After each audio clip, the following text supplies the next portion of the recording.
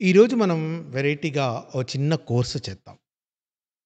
Generative ఏఐతో అద్భుతమైనవి images ఎలా generate చేయాలో మనం ఈ కోర్సులో నేర్చుకుందాం. కోర్స్ ఏమిటి? సడెన్‌గా ఈయన కోర్సులెందుకు మొదలుపెట్టాడు అని ఆలోచిస్తున్నారా? ఏం లేదండి. యూట్యూబ్ వాడు మనకొచ్చిన గొప్ప 190 ఫాలోవర్ల వల్ల కోర్సెస్ అని ఓ ట్యాబ్ ఓపెన్ చేశాడు. సరే ఓపెన్ చేసిన తర్వాత వాడుకుందామని ఓ కోర్స్‌లాగా అనుకుని, ఒక కోర్స్‌లాగా చేస్తున్నాననమాట. అంతే. మామూలుగా ఏఐకి సంబంధించిన వింతలు, విశేషాలు, వివరాలతో మేధో యంత్ర ఛానల్ కంటిన్యూ అవుతుంది. మీరందరూ చక్కగా విని ఏఐ గురించి తెలుసుకోగలరు. సరే. ఈ కోర్సులో లేక వీడియోలో ఓకే. మనం ఏం తెలుసుకుందామంటే, అసలు మంచి మంచి ఇమేజెస్ తయారు చేయడానికి, లేకపోతే జనరేట్ చేయడానికి వాడాల్సిన ప్రాంప్ట్‌లో ముఖ్య భాగాలేంటి? మనం ఎలా చెప్తే ఇమేజ్ జనరేషన్ అల్గోరిథమ్స్ చక్కని ఇమేజెస్ క్రియేట్ చేస్తాయి. చక్కని ఇమేజెస్ చూడడానికి బాగున్నవే కాకుండా, మనకి కావాల్సిన ఫీచర్స్‌తో జనరేట్ చేస్తాయి. ఇది చాలా ముఖ్యమనమాట. సో, అలా చేయాలంటే మీరు మీ ప్రాంప్ట్‌లో పెట్టుకోవాల్సినవి ఏమిటి? ఈ ప్రాంప్టింగ్ ద్వారా మీరు ఎన్ని రకాల ఇమేజెస్ క్రియేట్ చేస్తారు? ఏ పద్ధతులు అంటే బేసిక్‌గా ఈ ఇమేజ్ జనరేషన్ మెకానిజమ్స్‌లో ఎన్ని విధాలుగా మీరు ఇమేజెస్ జనరేట్ చేయొచ్చు అనేది తెలుసుకుందాం. మొట్టమొదటగా అసలు ప్రాంప్ట్ అంటే ఏంటో అర్థం చేసుకుందాం. ప్రాంప్ట్ మళ్ళీ మిగతా ప్రాంప్ట్‌ల గురించి చెప్పట్లేదు. ఇది కేవలం ఇమేజ్ జనరేషన్ ప్రాంప్ట్ గురించి మాత్రమే చెప్తున్నాను. ఒక ప్రాంప్ట్ అంటే ఏంటంటే, ఓ 1000 వర్డ్స్‌లో లేకపోతే ఒక 500 వర్డ్స్‌లో మనం మోడల్‌కి లేదా ఏఐకి మనకేం కావాలో చెప్పి, దాని ద్వారా ఔట్‌పుట్ జనరేట్ చేసుకోవడం అనేది ప్రాంప్ట్ అనమాట. అంటే ఫర్ ఎగ్జాంపుల్ కొన్ని ప్రాంప్ట్స్ ఇక్కడ ఇచ్చాను చూడండి. Portrait photo of a small dog in teacup. Okay. లేకపోతే silhouette of a giant butterfly, starry indigo night sky, 4K high definition, ArtStation, spiritual, foggy mist, transcendental, symbolic, dream, magical, volumetric, lighting, abstract. ఇన్ని keywords వాడేస్తున్నారేంటి అనుకున్నారా? కంగారు పడకండి. ఒక్కో keyword వాడితే, ఒక్కొక్క పదానికి ఎటువంటి చేంజెస్ ఒస్తాయి అనేది ఉదాహరణలతో సహా ఈ కోర్సులో మనం తెలుసుకుందాం. కానీ మొట్టమొదటగా అసలు ప్రాంప్ట్ అంటే ఏంటి అంటే, ఒక స్టేట్మెంట్ అనమాట. మనకేం కావాలో చక్కగా చెప్పడం అనేది ప్రాంప్ట్. అయితే దీనికోసం కోర్స్ అవసరమా? నేను ఎన్నో రోజుల నుంచి పుట్టినప్పటి నుంచి మాట్లాడుతూనే ఉన్నాను అనుకుంటారు కదా! కానీ రామునితో కపివరుండిట్లనియే అన్నదానికి, రాముని తోక పివరుండిట్లనియే అన్నదానికి తేడా లేదు? అలాగే మీరిచ్చే ప్రాంప్ట్‌లో ఉన్న పదాల ఆర్డర్‌ని బట్టి, పదాల్ని పట్టి మీకొచ్చే ఔట్‌పుట్ మారిపోతుంది. మరి కరెక్ట్‌గా ప్రాంప్ట్ ఇవ్వడం ఎలా? అందుకోసమనే ఈ కోర్సు. లేకపోతే ఈ వీడియో. సరిగ్గా చూడండి. ఈ కోర్సు, ఈ వీడియోలో మల్టిపుల్ భాగాలుగా అంటే రకరకాల భాగాలుగా ఈ కోర్సులో మీరు సరైన ప్రాంప్ట్‌తో ఎటువంటి ఇమేజెస్ జనరేట్ చేసుకోవచ్చు అనేది మనం తెలుసుకుందాం. దీన్ని స్టోరీ టెల్లింగ్‌కి కానీ, లేదా ఒక ఆడియో విజువల్ ఔట్‌పుట్‌ని చూపించుకోవడానికి కానీ మీరు ఉపయోగించుకోవచ్చు. మీరు ప్రస్తుతం ఉన్న ఏ రంగమైనా సరే, మీరు విజువల్‌గా కమ్యూనికేట్ చేయగలిగితే, ఆ సీన్‌ని కానీ, లేకపోతే ఆ పిక్చర్‌ని కానీ కమ్యూనికేట్ చేయగలిగితే, మీ ప్రెజెంటేషన్ కానీ, మీరు చెప్పబోయేది కానీ, వినేవాళ్ళకి, చూసేవాళ్ళకి చాలా బాగా అర్థమవుతుంది. అందుకనే అసలు మనం ఏఐలో ఇమేజ్ జనరేషన్ అనే సెక్షన్ మీద వీడియోస్ చేసుకుంటున్నాం. మరి మనం ప్రాంప్ట్ గురించి తెలుసుకున్నప్పుడు ఖచ్చితంగా నెగెటివ్ ప్రాంప్టింగ్ అనే దాన్ని గురించి తెలుసుకోవాలండి. నెగెటివ్ ప్రాంప్ట్ అంటే ఏంటంటే, మీరు ఏమి చెయ్యాలో చెప్పటంతో పాటు, ఏం చెయ్యకూడదో కూడా మీరు ఎల్ఎల్ఎంకి చెప్పొచ్చు. ఎల్ఎల్ఎం అంటే మీరు మోడల్‌కి చెప్పొచ్చు. ఈ ఏం చెయ్యకూడదు అనే భాగాన్ని నెగెటివ్ ప్రాంప్టింగ్ అంటారు. సో, ప్రాంప్ట్ అనేది ఏం చెయ్యాలో చెప్పేది. అందులో ఏమేమి అవాయిడ్ చెయ్యాలో మీకు తెలిస్తే, అది పోనీ ఇటరేటివ్‌గా చేసేటప్పుడు ఏమేమి వద్దో మీరు తెలిస్తే, ఏమేమి వద్దో చెప్పగలిగినప్పుడు దాన్ని నెగెటివ్ ప్రాంప్టింగ్ అంటారు. మూడో భాగం ఏంటంటే మల్టీ ప్రాంప్టింగ్. అంటే ఒక ప్రాంప్ట్ లోపల మీకు 2, 3 విషయాల్ని చెప్పుకోవాలి అనుకుంటే దాన్ని మల్టీ ప్రాంప్టింగ్ అంటాం. అంటే ఫర్ ఎగ్జాంపుల్ ఆహ్, ఒక కొండ ముందు ఓ గద్ద ఎగురుతోంది. లేదా వ్యాలీలో గద్ద ఎగురుతోంది. సిటీ మధ్యలో ఫుట్‌పాత్ మీద పునుగులమ్ముతున్నాడు. లేదా మంచి బిజీ రోడ్‌లో అడ్డంగా ఓ దున్నపోతుంది. అంటే వెనక చేసే సీను మీరు ముందు చెప్పాలనుకున్నయి 2 కలిపి చెప్పాలనుకుంటే దాన్ని మల్టీ ప్రాంప్టింగ్ అంటారు. ప్రాంప్ట్‌కి, మల్టీ ప్రాంప్టింగ్‌కి ఏంటి తేడా అయ్యా అంటే, ఒక్కోసారి ఒక కాంపోజిషన్‌లో అంటే ఒక ఇమేజ్ కాంపోజిషన్‌లో మనం ఒకదానికి ప్రాధాన్యత ఇచ్చి, రెండో దాన్ని తక్కువ ప్రాధాన్యతలో చెప్పాల్సి రావచ్చు. అంటే ఫర్ ఎగ్జాంపుల్ ఓ నది మీద బ్రిడ్జ్ కట్టు అని చెప్పి, బ్రిడ్జికి 6 లేన్‌లుండాలి. ఈ 6 లేన్‌లలోనూ అటు ఇటు ఫుట్‌పాత్ ఉండాలి. ఆటోలు పెట్టకు అనేది మీరు చెప్పాలనుకుంటే దాన్నే మల్టీ ప్రాంప్టింగ్. సో, మీరు ఏదైనా ఒక ఇమేజ్ జనరేట్ చేసుకోవాలి అయ్యా అంటే, ఏదో ఒకటి ఇచ్చేయి, నాకు ఏదో ఒకటి ఇస్తే నాకు సరిపోతుంది అనుకోవడం ఒక పద్ధతి. కానీ నాకు సరిగ్గా ఇలాగే కావాలి అనుకుంటే, మిమ్మల్ని మీరు కొన్ని ప్రశ్నలేసుకోవాలి. అంటే ప్రాంప్ట్ రాసే ముందే మీరు కొన్ని ప్రశ్నలతో ముగించటం లేదా ప్రశ్నలతో మొదలుపెట్టడం చేయాలి. అవేంటి? నీకొక ఫోటో కావాలా? పెయింటింగ్ కావాలా? తర్వాత ఈ ఫోటోలోనో, పెయింటింగ్‌లోనో ప్రధానమైన సబ్జెక్ట్ ఏంటి? అంటే ప్రధానంగా మీరు చూపించుకోవాలనుకున్నదేంటి? ఓ మనిషిని చూపించాలనుకుంటున్నారా? ఓ ముసలాయన్ని చూపించాలనుకుంటున్నారా? ఒక పిల్లాడిని చూపించాలనుకుంటున్నారా? లేకపోతే ఒక కుక్క పిల్లని చూపించాలనుకుంటున్నారా? లేకపోతే ఇదంతా ఎక్కడుండాలని చెప్పాలనుకుంటున్నారు? ఇంతవరకు అందరికీ తెలుసు. కానీ ఇమేజ్ జనరేషను అక్కడితో ఆగిపోదు. మీరు స్పెషల్ లైటింగ్ సెట్ చేయొచ్చు. అంటే పొద్దున పూట తెల్లవారుగా వస్తున్న సన్ రేసు, లేకపోతే సాయంత్రం సంధ్య వేళ జరుగుతున్న కలర్సు. అలాగా లేదు, మంచి లైటింగ్‌లో ఉన్న ప్లేసు, లేదా ట్యూబ్ లైట్‌ల వెలుగుల్లో ఉన్న ప్లేసు. ఇలాగా మీరు చెప్పచ్చు. అదే కాకుండా ఈ ఫోటో ఆర్ ఇమేజ్ ఎక్కడి నుంచి తీశారు? అంటే ఇంటి లోపల తీశారా? బయట తీశారా? స్టూడియోలో తీశారా? ఇది కూడా చెప్పచ్చు. అంటే మీరు విజువల్‌గా మీరు కావాలనుకున్న ఇమేజ్‌ని మీరు కన్‌స్ట్రక్ట్ చేసుకోవాలనమాట.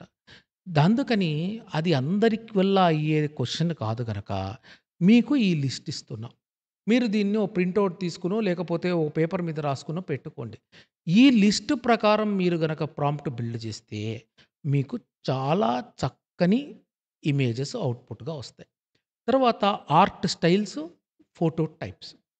మనం ఈ కోర్సులో రకరకాల ఆర్ట్ స్టైల్సు, ఫోటో టైప్స్ కూడా అర్థం చేసుకునే ప్రయత్నం చేద్దాం. సరే. అంతకన్నా ముందు ప్రాంప్ట్ అనే దానికి ఒక బేసిక్ స్ట్రక్చర్ ఉంటుందండి. అందులో ఎప్పుడైనా గుర్తుపెట్టుకోండి.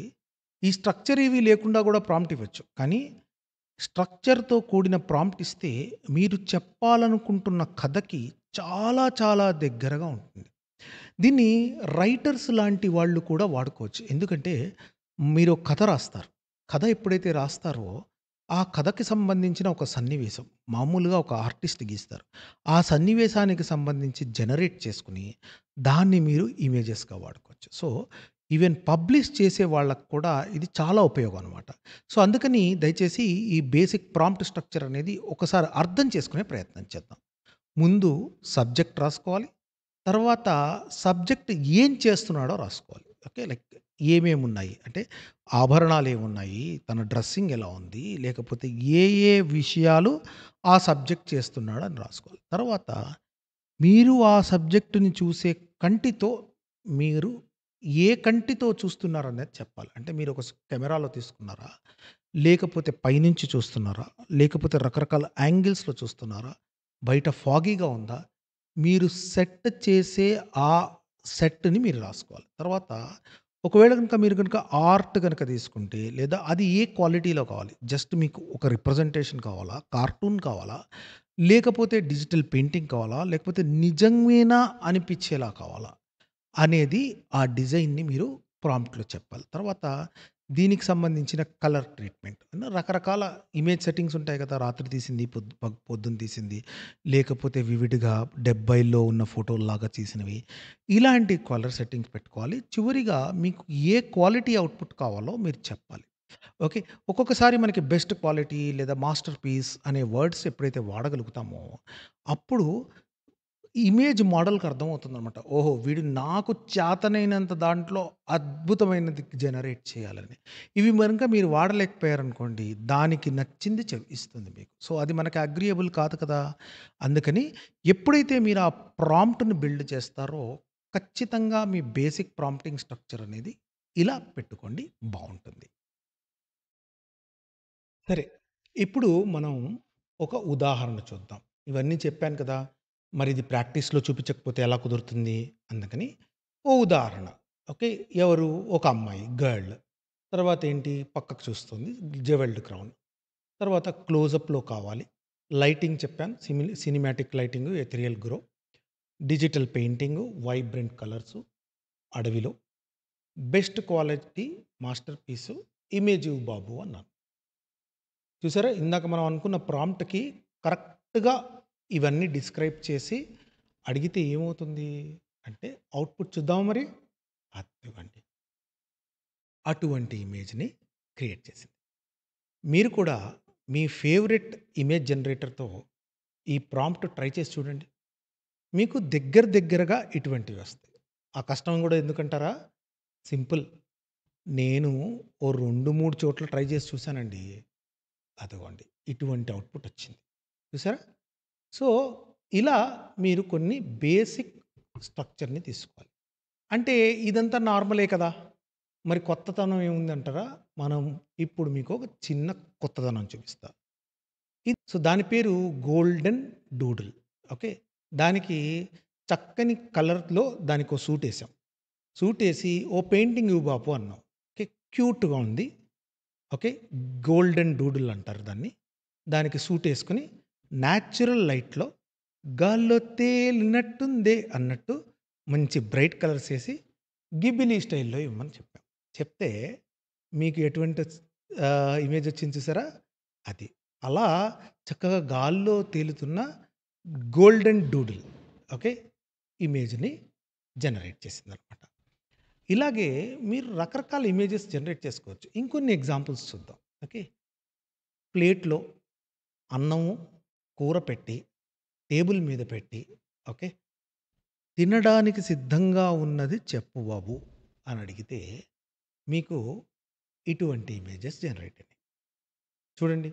Master piece best quality, plate of rice, vegetable curry, table మీద, ఇంట్లో కావాలి. ఓకే. మీడియం వైడ్ ఇవ్వండి. బెస్ట్ క్వాలిటీ మాస్టర్ పీస్ ఇమ్మంటే ఇచ్చిందనమాట. సో, మీరు మీ ప్రాంప్ట్‌ని ఇలా ప్లాన్ చేసుకొని, మీకు కావాల్సిన విధంగా అడిగితే, ఖచ్చితంగా మీకు మంచి ఇమేజెస్ జనరేట్ అవుతాయి. ఓకే. అయితే ఇక్కడ ఒక విషయం దయచేసి గుర్తుపెట్టుకోండి. మీరు వాడే వర్డ్స్ యొక్క ఆర్డర్ అంటే పదాల క్రమం, వరుస క్రమం చాలా ముఖ్యం. దానికోసం అది డెమాన్‌స్ట్రేట్ చేయడానికి ఓ 3 ఎగ్జాంపుల్స్ చూద్దాం. క్యాట్ ఒక పిల్లి మార్షియన్ టేబుల్ మీద కూర్చోలి అని జనరేట్ చేస్తే ఎలా వచ్చిందో చూడండి. తర్వాత క్యాటు టేబుల్ మీదే ఉంది. క్యాటు, టేబులు, మార్సు ఈ 3. క్యాట్ టేబుల్ మీద ఉంది. ఈ 2 మార్స్ మీద ఉన్నాయంటే అలా జనరేట్ చేసింది. ఓకే. తర్వాత క్యాట్ టేబుల్ మీద ఉంది. టేబుల్ మార్స్‌లో ఉంది అంటే క్యాట్‌ని మార్స్‌లో పెట్టింది. టేబుల్ అనేది మర్చిపోయింది. చూసారా? చెప్పే వ పదాల కలయిక ఒకటే అయినా, వర్డ్‌ని కరెక్ట్‌గా సెంటెన్స్‌లో పెట్టకపోతే, ఇంగ్లీషు సెంటెన్స్‌లో పెట్టకపోతే, మీకు కావాల్సిన అవుట్‌పుట్ రాదు. అయితే ఇంగ్లీషే ఎందుకు అంటే, చాలా వరకు ఎల్ఎల్ఎమ్స్ గ్రాక్‌తో సహా తన నేటివ్‌గా అర్థం చేసుకునేది ఇంగ్లీష్‌లోనే అర్థం చేసుకుంటాయి. తెలుగులో కూడా అర్థం చేసుకుంటాయి. అయితే ఇది తెలుగు నుంచి ఇంగ్లీష్ ఈక్వలెంట్‌ని ఎతుక్కొని అర్థం చేసుకుంటాయంట అనమాట.